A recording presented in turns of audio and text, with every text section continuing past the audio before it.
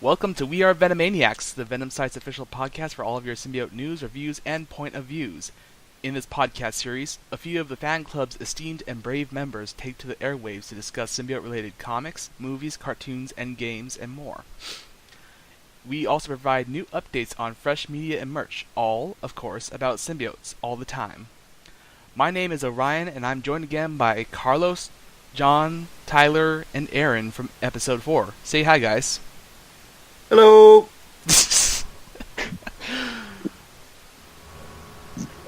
Hi. Congratulations.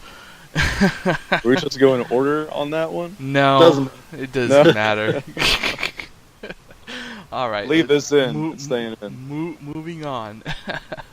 In today's episode, we'll review the Edge of Venomverse series, the Venomverse War Stories one-shot, and the main Venomverse event. So without further ado, let's dive into it. In the last 2 episodes, we were joined by Declan Shalvey, who wrote and illustrated the Punisher Venom story in Venomverse War Stories, and Cullen Bunn, the writer of the main Venomverse event. So today, we'll be starting off by reviewing Venomverse anthology stories, specifically from Edge of Venomverse number 1 through 5 and Venomverse War Stories. Each Edge of Venomverse book introduced us to a new Venom mashup hero, each of whom was previously featured in one of Marvel's countless Venomized variant covers, and whom was featured in the main Venomverse series. In order of appearance, Edge of Venomverse featured the introductions to Venomized versions of X-23, Gwenpool, Ghost Rider, Old Man Logan, and Deadpool. Then, in Venomverse War Stories, we got a look at Venomized Doctor Strange and Captain America in a short prologue written by Cullen Bunn, plus short stories about Venomized Punisher, Doctor Doom, Rocket Raccoon, and a young Lagos girl named Ngozi, who became the new Black Panther following T'Challa's demise. There are so many stories to unpack here, so who wants to go first? Oh boy. Well, I guess we would. I guess I'll go first. We can always just talk about the first issue altogether, the X-23. All right. Which really just kicked everything off. So this issue, I enjoyed it. It wasn't anything special, but I thought it was fairly enjoyable. Like I know some people didn't like the art, but I thought it was serviceable. And you got to see a little girl get bonded to a symbiote. I'm not a huge fan of the symbiotes that always just want to kill people. I prefer the more symbiotic bond, but it was apparently I never read X-23's old stuff, but apparently some of those kids were from her old series, so I think that's a really neat tie-in. Interesting. Yeah, I think it felt like this story. All right, so it felt like this story was extremely accessible for people who saw the Logan movie. Yeah, it definitely, I feel like that was a big part of why it came out, because then, then you also had Old Man Logan Venom, but we'll get that later. Yeah. So, yeah, I think it was definitely influenced by the movie a little bit, at least, but, it was just, I like the design for her, at least. I thought that was good. Yeah. And, and I guess you can't say too much about the ending, because that's how they all ended, basically. Yeah. Where it's just like, oh, suddenly Captain America, it was suddenly abrupt. And just... But, so overall, I would say it's fairly average, but enjoyable. So that's how I feel. Anybody other thoughts about the first issue for anybody? I honestly kind of felt like I wish that whoever did the front cover for the issue, because I think that would have been a good choice for the artwork. Because in the issue, it kind of felt like it was mostly rushed, and there were some facial expressions in the issue that kind of looked weird in a way. But, I mean, overall, I do love X-23's design of her Venomized overall. But, yeah, it was a decent issue all around for the first one. I also really liked her power towards the end of the book, where she was able to share her symbiote with her friends while they were trying to run away from those military people. Yeah, my thing is with these is like all of us are not fans of like Wolverine and like all these other folks, so it's kind of like, all right, sure, there's like a Venom in here, but it's also this other, like the character we don't even know about. Yeah. So it's like, at the end of the story, I was like, I guess that was a Venom book. It had like a symbiote in it, but at the same time, we don't really have any like attachments with these, like the Venomized Yeah, folks. it's because it's like we're all primarily Venom fans, and there are a few of us who like these other characters that pop up every now and then. But coming into Venomverse, you look at all of the promotions and everything, and you see not just these characters, but like all these other different types of Venoms, like Ultimate Venom and all that. And we were kind of expecting to see those alternate universe Venoms that we've seen before. It's like, okay, we want to see more of that. But with Edge of Venomverse, we got the introduction, and these characters in each issue are like part of the main group, barring Gwenpool, of course, who we'll talk about later. But all these characters were a part of the main group, and I understand the reason for that, but I came into this interested in seeing these other alternate versions of basically Eddie Brock Venom. Yeah, like Edge of Spider-Verse did a similar thing where it was like, but Edge of Spider-Verse still started out with Spider-Man Noir, who was a fan favorite from before. So I feel like if we'd at least gotten one Venom we were familiar with, like I think that would have been a cool way to start it off. Yeah. But instead it was all these original characters, like based off like alternate covers. It's like, Yeah. I mean, I guess that's cool, but and then it also gets kind of disappointing when it's just like, all right, here's 2 Wolverines, 2 Deadpools, and then like what was the last one? It was Ghost Rider. Ghost Rider, yeah, and that was a good concept. I like that concept, but again, it was just like, why do we need 2 Wolverines and 2 Deadpools? And not only that, this the regular Deadpool. This is our 3rd or 4th iteration of a Venom Deadpool. Yeah. Venom pool. Yeah, it's popular, man. Like that's what sells, Yeah. I guess. And but I guess we're going to go. So that we talked about the X-23 issue. Now we'll quickly talk about the Gwenpool issue, number 2. I was never really a fan of these Gwen characters, like Gwenpool and everything. And I got into this whole argument online with someone who's like, "Oh, Gwenpool's not Gwen Stacyable." I don't really care. I don't care for her. But with this issue, sorry, with this issue, I really liked it. Like, I didn't expect to like a Gwenpool issue, but this was fun. The only thing that just kind of didn't really make sense to me is how she just gets shot by those thugs and then the symbiote just forms out of her blood. I thought it was going to be something where the symbiote was going to find her, but I don't know. I just found that very random and out of left field. Yeah, but I think she just had it, like, she had gotten it before we were introduced, which was a little weird. Mm-hmm. But and with Gwenpool, I've never had a problem with Gwenpool. I've kind of liked some of her stories. I'm not a huge fan or anything, but I think this issue did a good job at introducing her to other people who wouldn't know about her. Yeah, and it was very fun. It was just a lot of I really like how they played up the symbiotic relationship with her, like meta fourth wall breaking. Yeah, and it was like, come on, it's an alternate universe. Nothing matters here. Let's just go. I thought it was really fun. And then I haven't been a huge fan of that artist before, but she's really, or I think it's Irene. What is it? Irene Strykalski. And so I think she's really improved in this. So it was good to see some improvement from her art. And I thought it fit the comedic story fairly well. Yeah, and so I really liked the Gwenpool design. And yeah, we're gonna call her Gwenpool. We're not gonna call her Venpool because we have Venompool. But yeah, it was definitely. I was Gwen. not a fan of it. It had weird legs and she had she looked like a lizard with a tail too. Hey, I like that design. Yeah, it's very shark-like to me. She looked like a shark. Yeah, and the whole issue was kind of centered around her trying to get a letter that she accidentally wrote to her boss, which she was trying to have a crush on Daredevil, which was kind of funny in a way, but it was very cute. whack Oh, Yeah, you very know, whack. the whole shark motif. I finally now get it because Yes. they were really jumping the shark with her. Uh, but Ew. Anything to add, John? Just about before we switch to next Venom? Uh, Not really. I just think that I stand by my opinion that it's not the symbiote that makes the character interesting, it's the host. Yeah.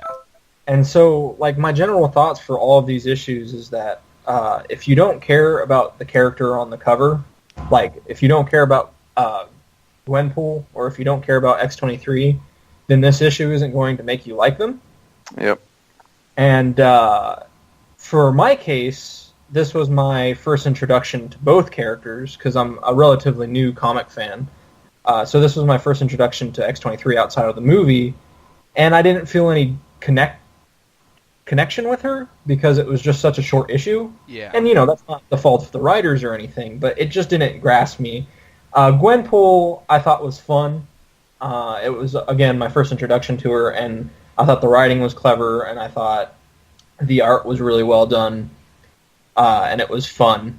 But it's consequential, really. They were both all right. I Yeah. wouldn't say, like, amazing must-reads. And I wouldn't even say they were must-reads for me and Gwenpool fans, either. Yeah. They're just kind of... Yeah, all of these issues aren't really required reading even for the main Venomverse event. You can read Right. Venomverse without having to read Edge of Venomverse. These are just for fun. Yeah. Right. So, with that said, let's try to move it along here Yeah. and just talk host writer Robbie Ray's Venom. So art was kind of sketchy, but I kind of liked it for the style, especially with like I really liked the design of Host Rider. Like I thought the skull and Venom looked really neat, and the concept of I think the concept of this Venom was the most interesting part about it, and just the fact that it was like the both hosts in the same body sort of overrode the host, the original host. So it was just like they completely like screwed Robbie over, and I was a little disappointed with that because I like Robbie, and so he didn't really get much action. It was just the Spirit of Vengeance, Eli, and the Venom symbiotes completely taking him over to be evil. Yeah. So it was interesting concept. Just I couldn't help but be a little disappointed with it wasn't really Robbie. Mm-hmm. Yeah, he kind of reminded me more of like Carnage because he was pretty much just going around just slaughtering everything that was in his path, and I don't know, for some reason I didn't really like the whole like the hissing sound effects he did in his speeches. It was a little weird, but I guess that might have been just because of the two entities that were with each other. So Yeah, that's one of the things I don't like about sometimes writers will write Venom hissing. I'm like, don't do that. It doesn't work. Right. This was probably my favorite issue, though, just because it's like the only character out of the 5 that I really followed. I collected the original Robbie Reyes Ghost Rider series, and so I thought it was a lot of fun. But again, inconsequential fun. Yeah. I will say that cover art was gorgeous, though. Oh yeah. By Francesco. Although we did note, like back when it came out, it's actually a cover swipe with a Venom, anti-Venom fan art that I originally found on DeviantArt. There's an anti-Venom that has that exact pose and everything. Oh, you originally found. I don't know. Someone found Well, it. I mean, Somebody I'm not knows. sure if he copied that, but we know he did sort of get in trouble for that other picture for the 150 variant. Yeah, he did. Yeah, we saw that already. Yeah. But anyway, so yeah, fairly enjoyable. And then we have the next one, which was Old Man Logan, and I hated this issue. Yeah, I didn't Okay, really care for this one. I love okay, Old Man Logan. Like I love I hate the storyline. this art.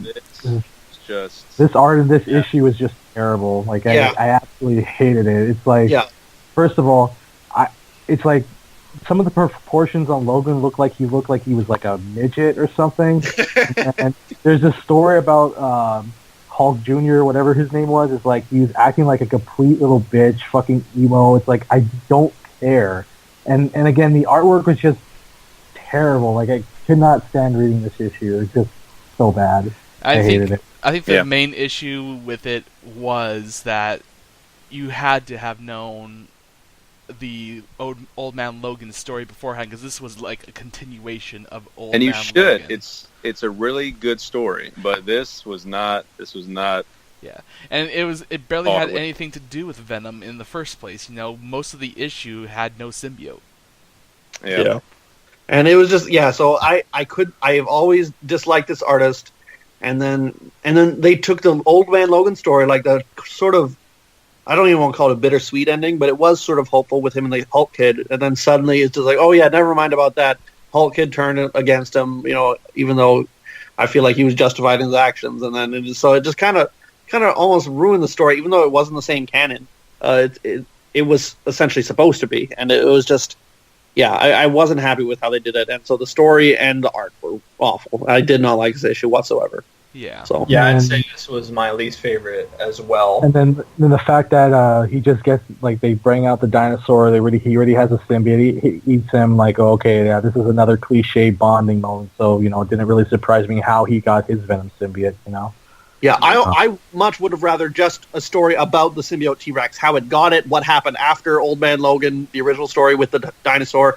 I think that would have been great, because then that would have been a previously established Venom, just the T-Rex. It would That have would've been been cool. It would have been great if the T-Rex was actually Devil Dinosaur, and Yeah, that Oh, yeah. he was in Venomverse instead of Old Man Logan Venom. That would have been great. Yeah, I would have been down for that. But what can you do? So, and then we have the last one, which is a completely new Deadpool Venom. Yeah, a brand Another new one. Deadpool Venom, Not to be confused with Back in Black Deadpool. or the original. What if Venom Yeah. pool and Oh my! But I will say, I think this was a pretty enjoyable issue, and I think it was especially enjoyable because of the Stoko art. I love that art. Like, he does fantastic work. I think his big book that he has is Orc Stain, but then I know he also does some alien stuff, and it's a very unique style. I think it's absolutely gorgeous. So I think he does the symbiotes very well. I agree too, because I think issue 5 to me is probably the best out of all the 5 for Edge of Venomverse, because I don't know, I like the art for this one too, and obviously the humor of Deadpool, and he's just killing all these parasitic aliens in this laboratory, and then there's that one part where he sings that song, "I've come to bond with you again," that little song thing. Yeah. All right. So, how about this? In summary, what was your favorite Edge of Venomverse issue of all? Ooh. mine was 3. So I'm So also that's the host writer 3. one. Yep. I'm gonna say that the Gwenpool one was my favorite. I'll probably say issue 5 for Deadpool. I'm probably going to say Deadpool too. Yeah. And then John. Like I said, I'd like number 3 just because I thought it was a cool concept. Host writer. Yeah. I like that kind of art, kind of more crazy, and I cared about the character beforehand, so added a little extra layer of nostalgia, I guess. I don't know, just I actually cared about him, so Yeah. Yeah. So Yeah. the Wolverines lose out on this one. Too bad. Try again next time. Okay. Always next. So we'll move on now to the Venomverse War Stories, which had 3 different Venoms and then a prologue to Venomverse. So how about we start out with that prologue to Venomverse, written by Colin Bunn and illustrated by Ivan Coelhos. Well- I think there's a whole lot to say about it. I mean, it has a story set up, and Yep. then there you go. I mean, The basic prologue, like, what can you do? It's, yeah. Yeah. But, the only thing I really have to say about it, the art was really weak. Like, there's a that I specifically remember me and my friend were making fun of Doctor Strange's Doctor face. Strange, yep. That's the first thing that came to mind. It's completely off center, and you can almost tell that they just kind of like rushed. It almost seems like they rushed this prologue out into stories to make a little bit more sense of it. Which should have been symptomatic of the rest of it, but we'll get to that. What I found, like, you know me, I like to be like the conspiracy theorist and everything here. When I read that issue, I was like, You know what? It kind of feels like, because this came out at the same time as Venomverse #1, and I read both of them, and I'm like, it feels like Captain America Venom might have been a traitor. Like, he was purposefully taking the Venoms that Doctor Strange was summoning and sacrificing them to these poisons. But as we learn later on, that's not really what happened. But that's the kind of like the feeling I got from it, because he was very suspicious. Yeah, I kind of had the same feeling too. It's just like there has to be a reason behind all this. It can't be just a coincidence for a desperation attempt to combat the poisons and all that. Yeah. And then I was also very disappointed because Moon Knight got a mention, and I love Moon Knight. They said that he fell to the poisons, and I was like, oh, we're going to see a Moon Knight poison, but we never did. I was so disappointed. Yeah, but and then so I guess for the war stories after that, then we had the first, which was the new Black Panther Venom, Ngozi. Ngozi in the wheelchair. And first thing first that jumps out to me, I know that art is Tana Ford, and I'm not a fan.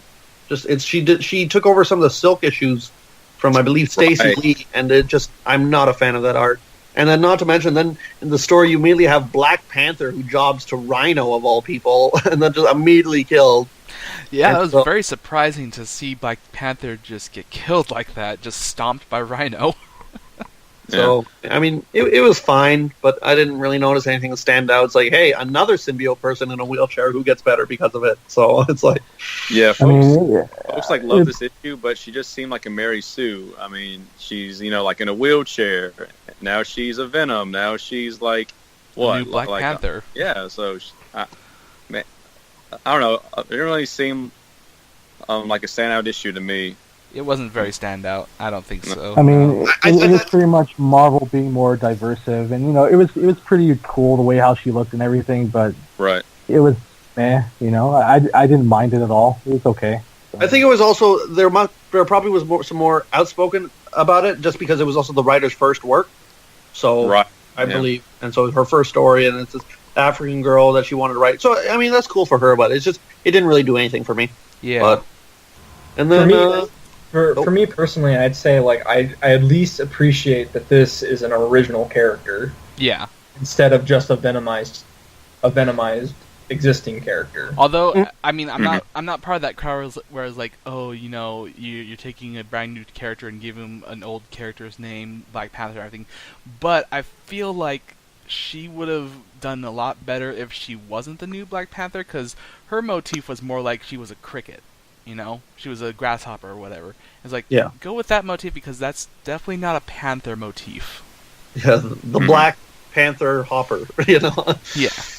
Yeah. The black grasshopper. I did like the grasshopper design. That kind of looked neat with the legs. Yeah. But, yeah, it was really cool. And then we're moving on to Declan Shalvey's Venom Punisher. Yep. And so I'm not sure. The one thing that confused about me for this, I don't know if it's the same Venom Punisher as before from the What If.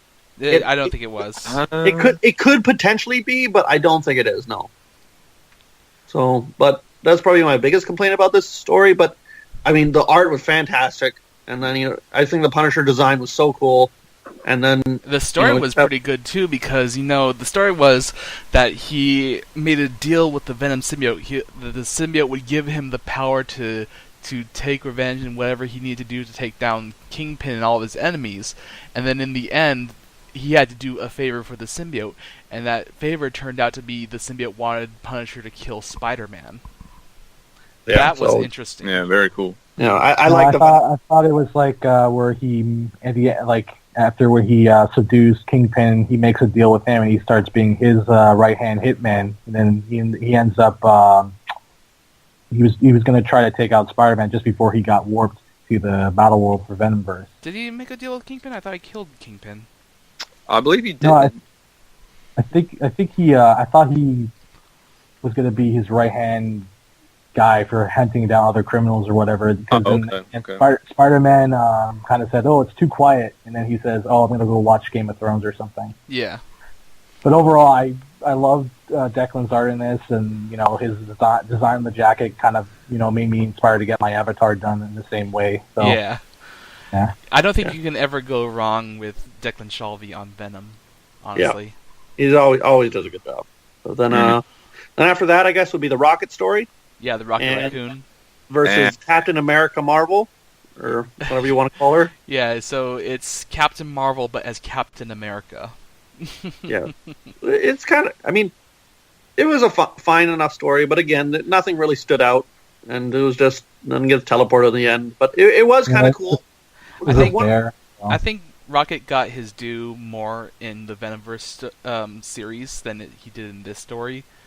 So it paid off later on for him. Right. But yeah, I didn't really know that was Captain Marvel or Captain America. I thought it was just some alternate female version of Steve. So Yeah. And that was I as someone who likes alternate universes, I did think that was pretty cool seeing the amalgamation of the two characters. So, but then and then we had probably another story I actually really liked. It was the Doctor Doom Venom. Yeah, Doctor Doom Venom is a fun concept, because it goes back. It goes back to that whole thing where it's the struggle between the host and the symbiote, who's in control here. And of course, Doom, he just has this famous domineering will. It's like, no, I will control myself, and you're gonna be my tool, my puppet. And that was a great, it was really nice to see that. I mean, even though, yeah, it's the symbiote who loses in the end, it was great to see Doctor Doom unleash that power.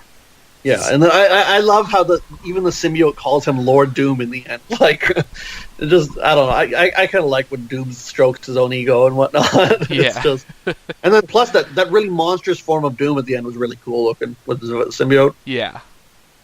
So, and then again we have an alternate take on the Avengers where Luke Cage just has the Iron Man boots and gauntlet and helmet. So, yeah, I'm like, what the hell? It's has the legs and the head. That's it, and the arms.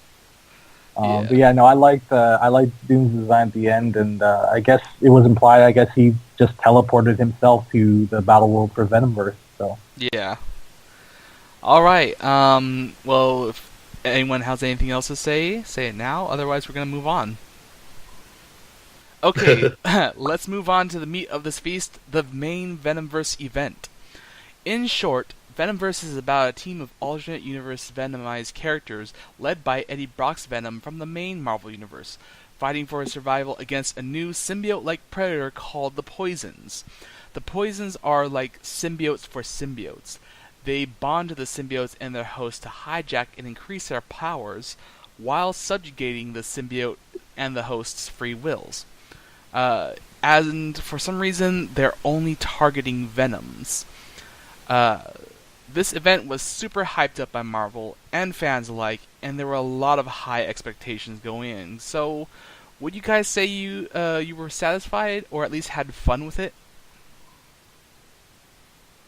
Okay, I'll start off. I mean, honestly, as a whole, I loved it up until halfway through issue 5. Issue 1 was a great starting point. I have to say right off the bat, you guys, even Coelho's art was just absolutely phenomenal. The way how he draws Eddie Brock and the way how he does the symbiotes and the Poisons was just top notch. His art was gorgeous. Yeah. Mm-hmm. Yeah. Probably the highlight of the series is that art. Yeah. And for Venomverse, I think it's kind of hard to talk about issue to issue. You kind of have to talk about the whole thing as a whole. Yeah. So, because it really did, especially since it was 1 week after the other, and so it was all sort of lumped together. And, man, I gotta say, my biggest, overall, I'll say this.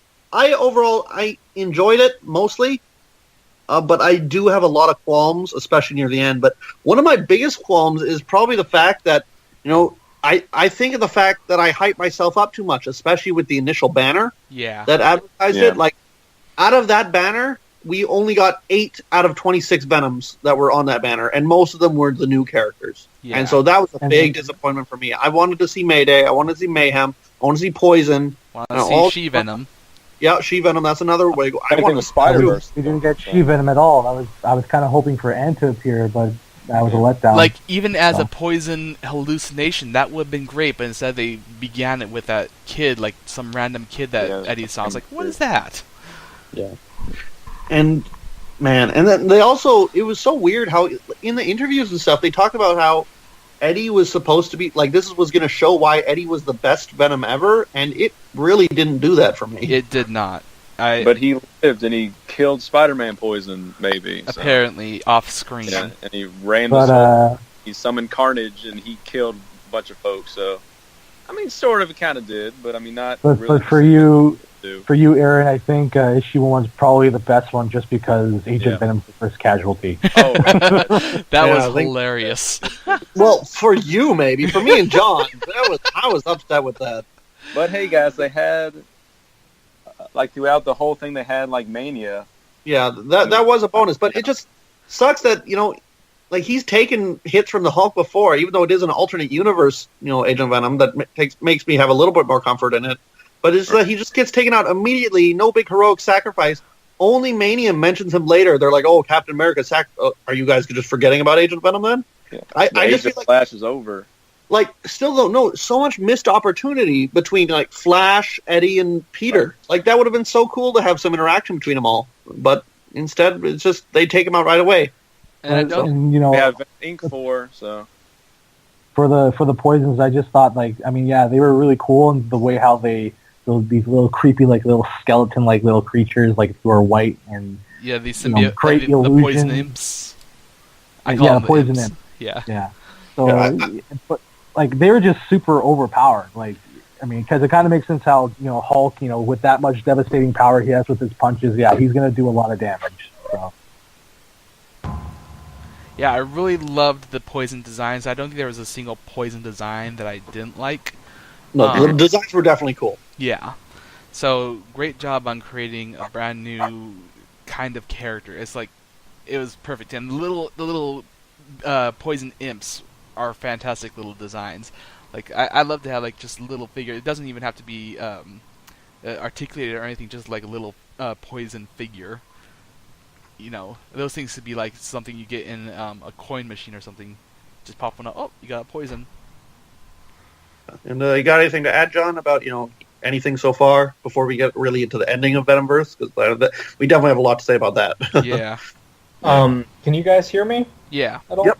We can hear. Okay, good. Because I think my microphone turned off for a little while. Okay. And I was trying to say stuff about Doom and Venomverse, and I was wondering why you guys kept on interrupting me, and I was like, "Oh crap, my mic isn't working." We just don't like you, John. No, that's my bad. My microphone keeps on messing up. But so go ahead. Go ahead. Shoot. I'd say I agree with you guys wholeheartedly. The Venomverse art is it's worth the purchase. I feel like the art is alone. All of the Venom designs are really creative. My personal favorite was Ant-Man. I thought, like, oh, that's a cool way to do Ant-Man Venom. And they weren't just like, oh, Ant-Man with a Venom mouth, or Black Panther with a Venom mouth. Like, it's not lazy. All the designs were really strong. The poison designs were really strong. And the art was beautiful throughout. But otherwise, the story, I think, is the biggest letdown here. Yeah. It definitely took a while to get going. It felt like we were being introduced to poison for like 3 issues. Right. I'll say this. If this wasn't a weekly series, this would have been, like, miserably slow. Yeah. Right, like a... Oh, yeah. Wait, man, that would have been awful for... I would have been like, I have to wait for the next issue a month away, and still nothing is happening, right? Like, it felt like it was going at a snail's pace, and the only reason it felt like it was, like, had a decent pace is because it was weekly. Yeah. Mm-hmm. I will say this, though, for all the faults that we're going to mention about the story, this has to be one of Marvel's most accessible event series for new readers. Because you can jump into this series without knowing anything about, I mean, you can have like a somewhat some knowledge about these characters as themselves, not as Venoms, and you can jump in and like, okay, I understand what's going on, I know what the stakes are, and yeah, let's go with it.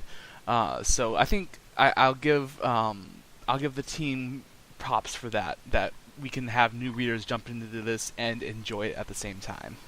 I completely agree. Yeah, but I feel like that comes at a cost as well. because I felt like the whole story didn't have any weight to it. Yeah, unfortunately. Like when a character, like when Captain America was faced with like the girl that he loved or something, I don't remember who it was. Like I didn't feel like no, Captain America, no. I just didn't really care. Yeah. Because like they didn't make me care about him at all, you know. Yeah. And so yes, it's accessible, but also like I didn't really feel like Eddie or Mania were in danger at all, even though it felt like they should have been. And see, that's one of the downsides, I think, of doing the Edge of Venomverse characters, because I think they did the Edge of Venomverse to try and make us care about these characters, but then they were just cannon fodder. So it's just like, I mean, I did like some of the moments like MJ Venom had with the Poison Peter. I did really like that. But and May too, I think. Yeah, when he was turning into a poison. I think the funniest moment in Venomverse was obviously for me when Black Panther and Mania were on lookout duty. And they were talking about, how did you get here? And then Black Panther says, yeah, I was at a peace meeting or something. And then Mania says, and then he goes like to her, what about you? School detention. And I'm like, God damn it, Andy, do your freaking homework. Like all these little bits and pieces of Mania that we get, because it's so sad that Cullen Bunn is always trying to write Mania, and it feels like he finally got the chance here, but he didn't get enough of a chance to write Mania, and we got these little tidbits like we just want more Mania. And why was she on the cover? She was on the whole team, the entire 5 issues, but she wasn't on any of the covers. Yeah, that was weird. But I gotta say, the not by Venom made me laugh quite a bit. I like that line that you mentioned in the interview. Yeah. But she still kind of liked Eddie at the end because she seemed to work with him fine, So one thing disappointing for me though is like I kind of wish that in the final issue she was gonna show some fang and go berserk like X-23, because X-23 she was like has her claws out, she has her teeth and tongue, and she's like slicing and dicing. And she did more than her, and I kind of felt a little bad about it. Yeah, Mania was a bit reserved. Just kind of there, Yeah, I like how she still has a wrench though. Like, she had a wrench. Yeah. But I guess we better start getting into the ending here. But just because I think I'll be the first to say it. I don't think that was a very good ending. Very anticlimactic and just rushed. And it was just it left with more questions than answers. Like, they specifically brought Carnage in, and why didn't you bring more symbiotes that were like? Why are they only allowed to get Venom? Like that was never explained. It was just like they talk a bit about how this symbiote's different and we'll get him soon, but first these Venoms. It's like what? And that was... the thing was like during the whole series, Doctor Strange, he was very weak and he was trying to regain his magic and recover from all the fighting he's been doing and running away and trying to hide. So it kind of takes a toll on him, I guess. But then that's the weird impression I got. Yeah, but then the weird fact that there was it's revealed that Doctor Doom Venom isn't even behind this; it's Thanos Venom or poison, and they only discovered the multiverse stuff because of Strange. So how did they have all these poisons already? Like, were all these heroes in this universe already Venom? Like, I don't really understand that. Poison X opened up, but they never showed the source, and I was kind of like, well, at least have like a Poison Queen or a King or some character that we've never seen before, like a first appearance. And Colin Bunn, he kind of missed the ball on that. Thanos, it's just so cliche and not really interesting. Like, I don't care. Yeah, I feel like it opened up a lot of plot holes as well. Like, I don't know if it was ever explained why they kept on bringing Venoms into the universe. Because why would you bring over the thing that's weak to... You're just adding more enemies, right? At that point. I think a good explanation would be that perhaps the Venoms are so... Like, the Venom symbiotes, they're all pretty much the same, and it's kind of like wavelength type of thing, where it's like Doctor Strange could tap into that Venom wavelength because he is a Venom, and so he can easily tap into that and then bring Venoms, and he wasn't really... He probably wasn't even aware there were other symbiotes besides Venom in the multiverse, because we don't know what his situation was with Venom. Right, but was that ever explained in the comic? No, that was never explained. Right, exactly. And so it just seems silly that we have to be like, oh, I guess he can only summon Venoms, when it's like, no, why don't you just summon a regular Hulk that's immune to the poisons, because the poisons are useless without a symbiote. Yeah. So, like, it just adds that little tiny bit of frustration where it's just like, the whole premise of this is never explained. Like, why are you only summoning Venoms? Now here's the biggest problem I had, and I was talking to Tyler earlier about this. It's like, well, Eddie didn't really necessarily show he was the best Venom. This was more like a teamwork type thing. Did you guys even had that idea going in your head? Like, No. Eddie No. the best Venom throughout this whole thing? Because he sure wasn't. Yeah, I mean, Oh. Deadpool turning himself into a poison and helping them got the most stardom at the end. Yeah. I mean, I know Bunn likes Deadpool, but I mean, do we really need so much Deadpool? Yeah. I like Deadpool as a character. I really do, but I just don't need him to be the star here. Yeah, Eddie Yeah, was supposed to be the star, but he doesn't feel like a star.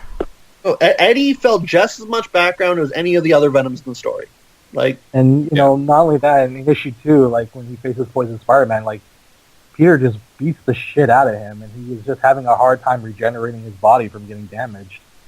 Like, he had a hard time, but then in issue 5, he kills him in 3 panels. I'm like, that's it? And then I turn the next page, it's like, what happened? That's it? He just punched he punched Peter in the face, and he dies just like that.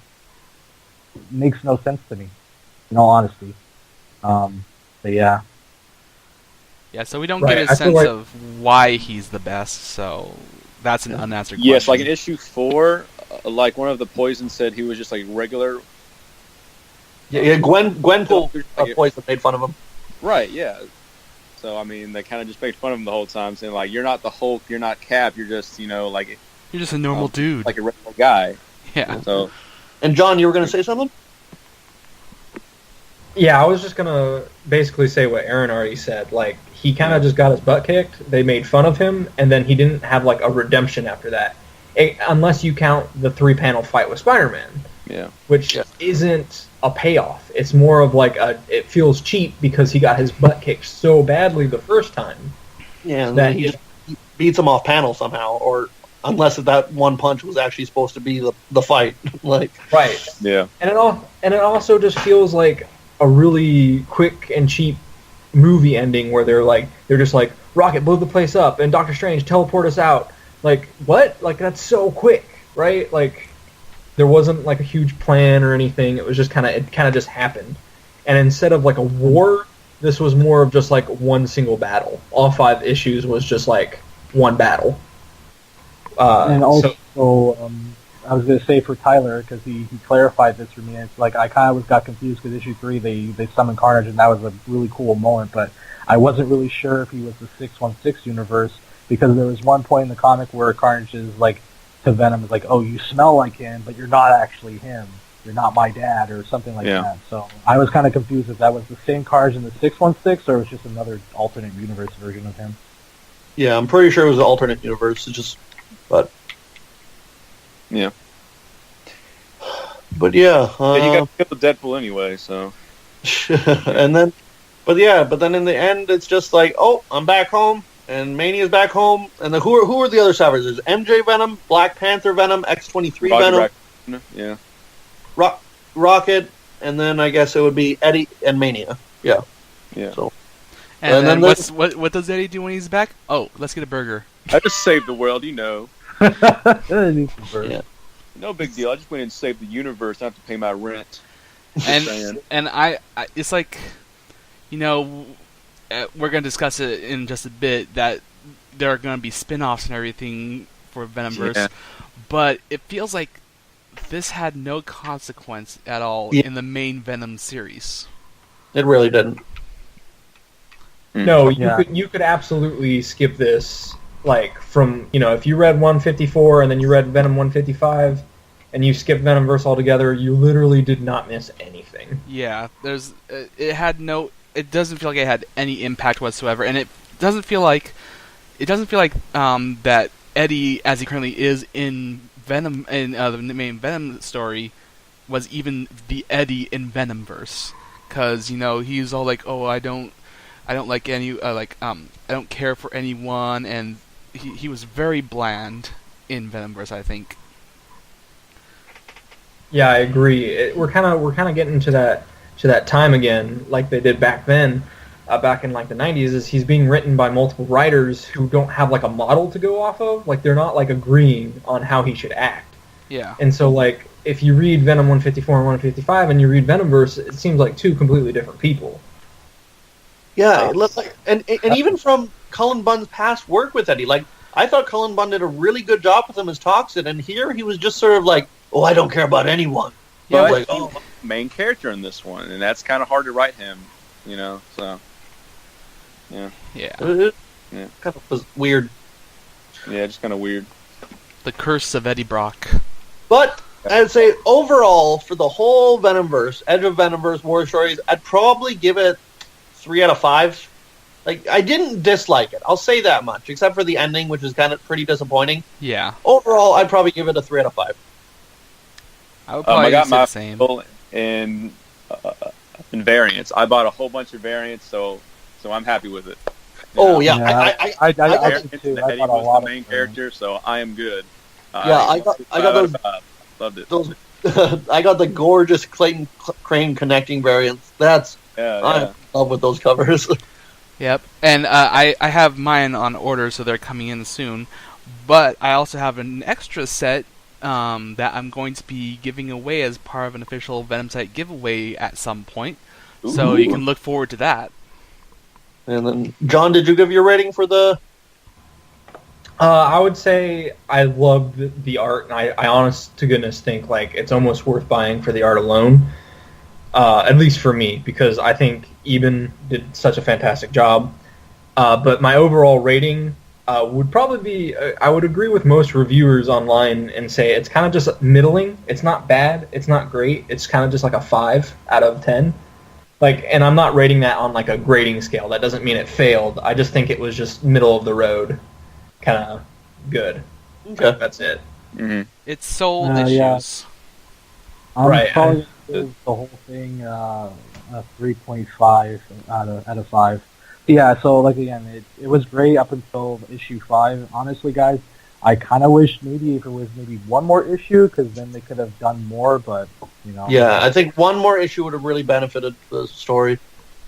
But yeah, no, again, and also this is the only time we're ever gonna get like a Venom type treatment for the variants. You know, we had all the hero Venomized variants, we had the Venomized villain variants. But yeah, because I kind of put a lot of money into those variants, but yeah, it was worth it. Same here. Every single one. All right, so that's our review for Venomverse total. So while Venomverse may be over, the Poison story doesn't end there. Cullen Bunn is ensuring that the Poisons remain a thorn in the Marvel Universe's side by bringing them into a couple of his other projects. First, a Poison Fin Fang Foom will show up in Marvel's Monsters Unleashed number 6 through 8 to cause Kid Kaiju and his other monster pals some trouble. Then, in January and February 2018, a Venom and X-Men crossover event called Poison X will take place, starting with X-Men Blue Annual number 1. The story begins with the X-Men capturing Venom and promises huge ramifications for certain characters, especially for Cyclops. So, do you guys think these spin-offs will make up for Venomverse's rushed ending, and do you think there will be more for the Poisons beyond these spin-offs? It's too early to say. I think it's just I saw a bit from the Monsters Unleashed where it seemed like the Poisons were trying to communicate with somehow, and so now one's in the 616 with the Fin Fang Foom. So I mean, we'll have to. And then I don't know what to think of Poison X. Like I said, we don't know anything other than basically 2 notes and a cover. So Yeah. For me, I'm really kind of surprised and glad that finally Venom's going to be teaming up with the X-Men, because Right. the only other person he's teamed up with is Wolverine.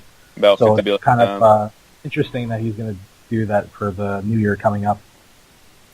Yeah, I'm not a huge X-Men fan. I watch the movies and they're fun.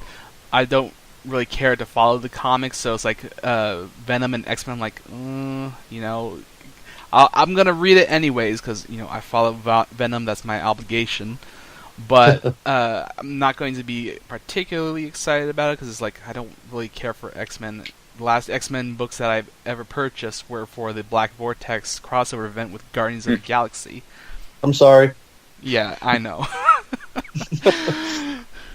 But I feel like we haven't seen the last of the Poisons even with these two upcoming spin-offs. I think what I really hope to see, as I've mentioned before, is that since the Venom movie is coming in 2018 and it's going to have Anne Wying, I really hope to see Anne make a return in the comics in some form, and I hope it would be like a Poison Anne, or as I call her, Poison. That's good. But Well, again, Venom's 30th anniversary is next year, so let's just keep our fingers crossed. Hopefully, yeah. 2018 is going to be interesting. yeah. You can have like Avengers X and like all these other X. Oh, no. Like Guardians of the Galaxy X. A Venomverse. I don't know. Runaways X. But yeah, I guess that's most of the time we have for this podcast, and next podcast is certainly going to be interesting. Yeah, so it's about time to wrap things up. You can check out Venomverse, Edge of Venomverse, and Venomverse War Stories, every issue of which is now in stores and online. So thank you, Carlos, John, Tyler, and Aaron for joining me today on the podcast. And thanks to the Venom site for permitting us to make this podcast under the TVS banner, and all of your generous support. So with the next episode, episode 8, we're going to go over what's been happening in the Venom comics recently, the upcoming Venom Inc. story, and a few other things comic-wise. And at some point, we will get to a toy podcast that Tyler and I think Aaron has been wanting to do for a while. So we'll get to that too, and we'll also get to the movie. So finally, thank you, loyal listeners and fellow Venomaniacs. You guys make an awesome community, and it's an honor to be your voice on the airwaves. Together, we are Venomaniacs.